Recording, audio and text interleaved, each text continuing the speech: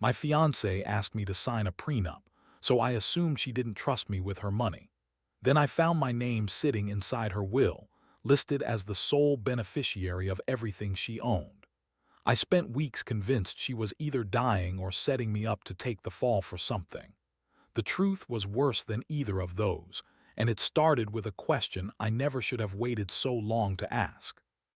I'm going to write this the way it actually unfolded, because I think the order matters. If I told you the ending first, none of the middle would make sense, and honestly, living through the middle without understanding it was the worst part of this entire experience.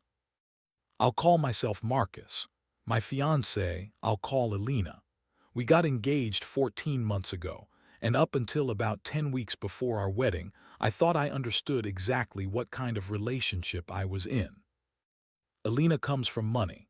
Not tech money, not new money, but the kind of quiet generational wealth that doesn't show off. The kind where the house looks modest from the street, but the property taxes alone would make your eyes water. Her family made their fortune 3 generations back in commercial real estate and has spent every generation since carefully, almost obsessively, protecting and growing it. I come from a completely different world, solidly middle class, a guy who works in structural engineering and grew up watching his parents count grocery coupons.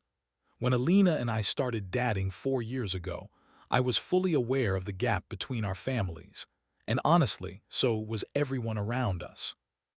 Her parents were polite to me from the start, in that careful, distant way wealthy families are polite to people their children bring home who don't come from the same world. Her older brother, Preston, was less careful about hiding his opinion of me. He made comments early on, the kind dressed up as jokes, about gold diggers and guys who marry up, always with a laugh at the end so nobody could call him out directly for saying it.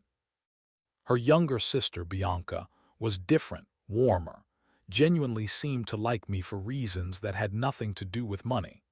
But even she would occasionally get a strange, guarded look on her face whenever the topic of Alina's inheritance came up in conversation, like there was some family understanding about that topic that I wasn't invited into.